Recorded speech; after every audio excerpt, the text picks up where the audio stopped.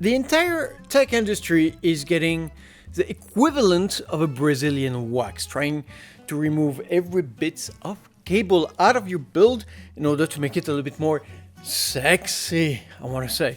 And it kind of works. I have to admit, it does kind of work, at least for me.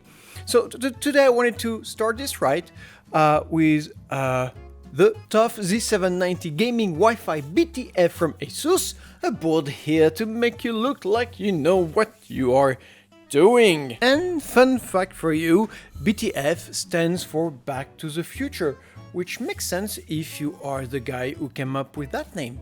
Which is also a relief, because when I saw it, the first thing that came to my mind was whack, whack, whack, whack. But no, it only means Back to the Future.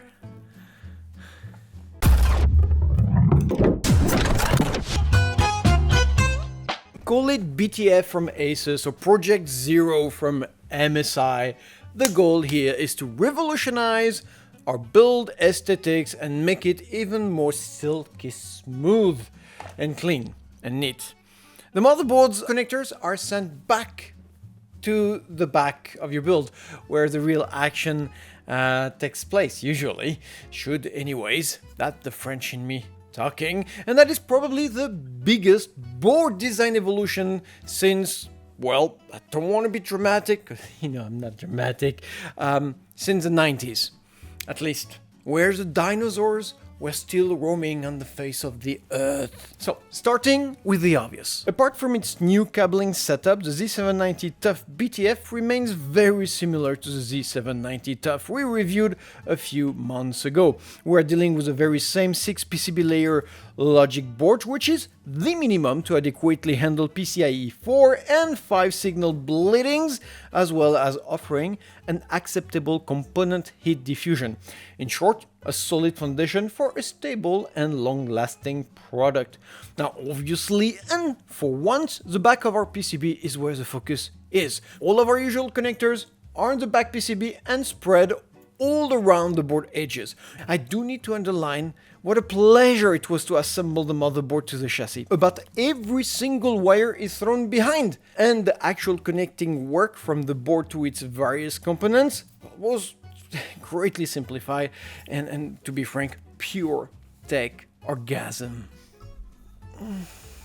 Design-wise, well, on the face of it, it is a much smoother, refined, domesticated product. We got nothing but cooling elements and some tough aesthetic plasticery. And that plastic edge cover is actually quite important since it protects the fat soldering points of our power plugs, which usually is safely hidden behind our board, away from tools, water leaks, or even fingers. But as all BTF board goes, its design extends to the entire build looks, and I was absolutely delighted to see how slick and minimalist the entire thing came out to be. The no wires effect looks great on camera, but in person it looks even better, and it did take me a few seconds to take my eyes off of the board after that thing was all put together. CPU socket wise, we are dealing with our now aging LGA 1700, which did introduce us to both the PCIe 5 and DDR5 RAM standards,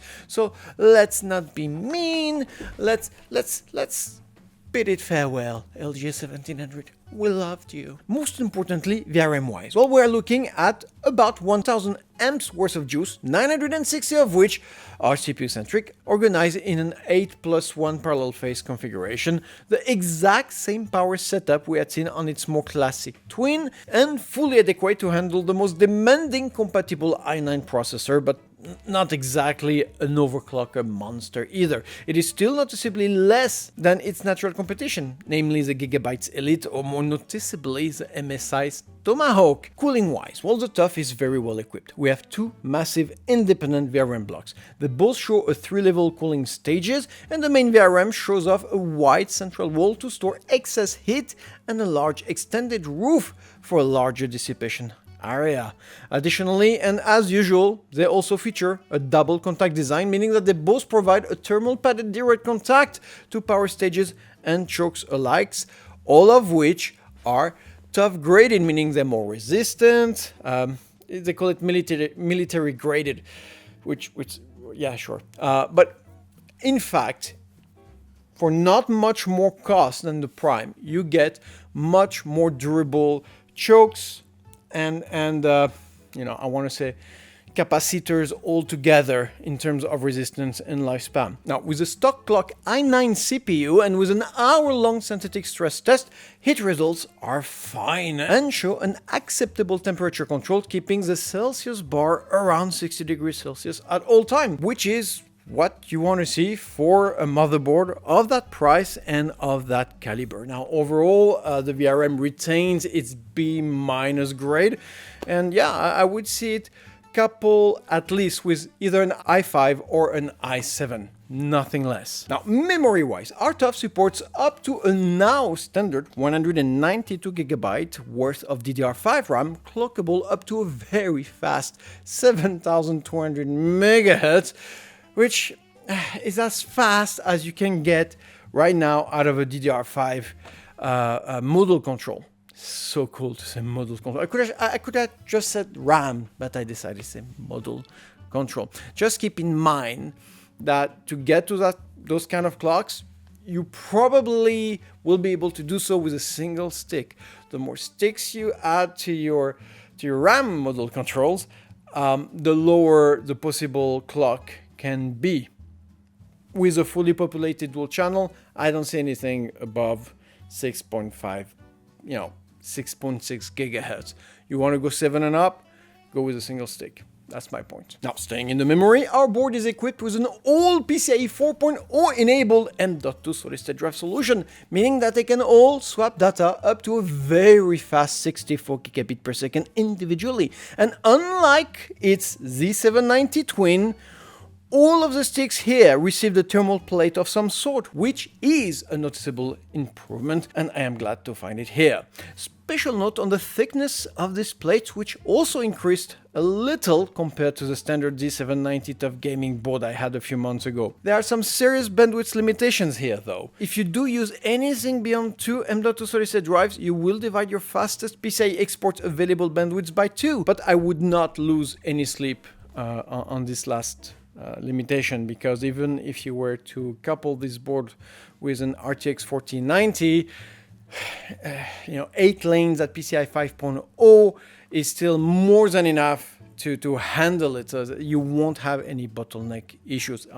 It's a problem for the future proofing aspect of the board, but as it stands now and for the foreseeable future, it's fine. Export-wise, well, seems like ASUS listened to me, since I was the only one pointing at the ridiculously overpopulation of PCIe exports we had on the previous Z790 TUF. And on this board, instead of having 5, we only have 3 expansion slots, which is more than you'll never need on this kind of motherboard. First, we have our CPU linked and only PCIe 5.0 enabled one. It shows off 16 PCIe lanes, able to swap data up to 64 GB per second in both directions. Therefore, and obviously this is where you want your GPU for optimal performances, hence the metallic reinforcement. Our second 16 slot runs at a decent 8 GB per second speed, which will do great for a capture card of some sort. Now, more interestingly, we do have the apparition of our very first motherboard-based GPU power delivery,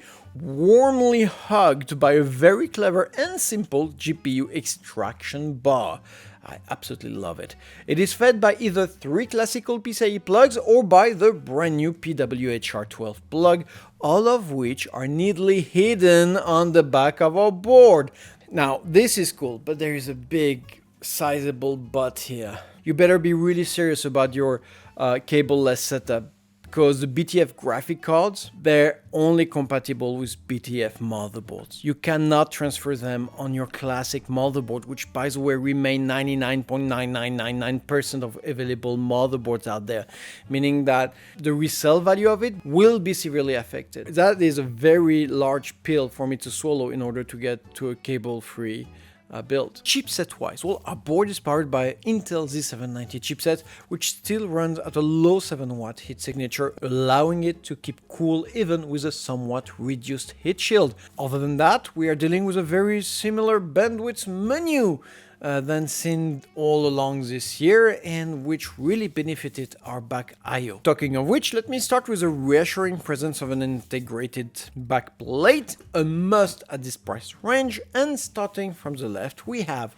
a couple of plugs for our integrated graphics, 4 USB 5 gig plugs, 4 3.2 plugs, all able to transfer up to 10 gigabit worth of data, except this dual channel one, which can go up to 20, a surge protected 2.5 gigabit LAN, our dual band Wi-Fi 7 adapter, which is another nice little upgrade when compared to our TUF Gaming Z790 Plus previous edition. And finally, a rather aged but still very good 7.1 channel S1220 Realtek audio codec, which used to be the shit a couple years ago, but for good reason. We got great SNR both in playback and recording, and a static-free environment thanks to a PCB dedicated audio tracing. In all and for all, well, we stay in a rather modest yet premium back I/O. We don't have much, but what we have is about the best you could have right now in the industry.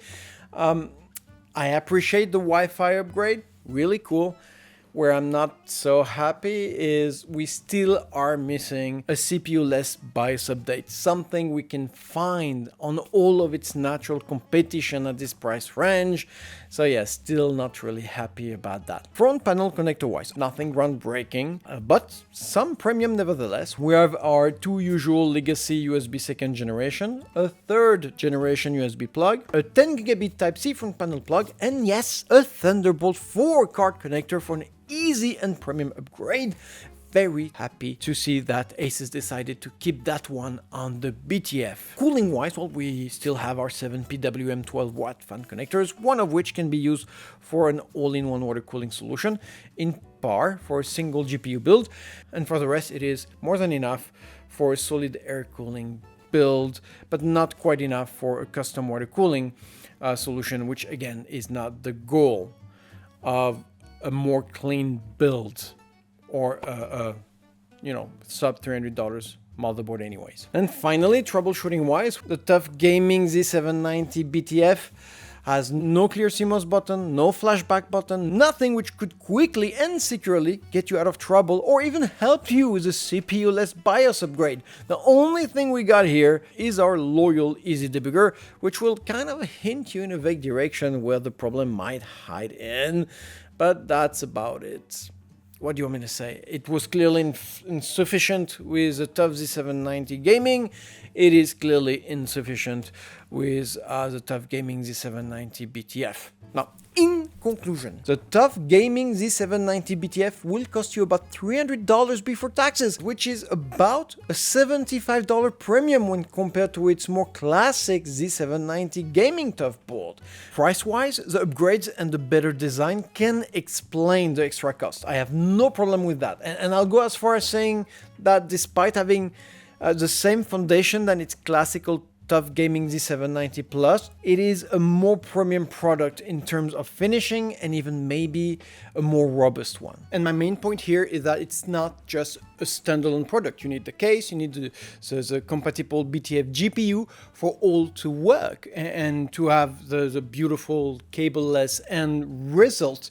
And it's a rather large investment asked by manufacturers, or more particularly by ASUS, and a bad one, since they are not only more expensive to buy than their more classic iteration, but the very nature of the niche BTF market, the impossibility to use the components outside of the BTF realm of products, will impact their resale value and how fast you can hope to get rid of them. I see this more as a trial and error kind of approach coming from ASUS. Either it works and then motivates developing the whole lineup, or it doesn't, and then it's one cool product who's just gonna remain where it stands today. But as a tech enthusiast, I absolutely love it. And I will do a BTF build as well. I already contacted ASUS to ask for sponsorship, so hopefully this will just work out. Now, whether or not you should buy it is a real question here.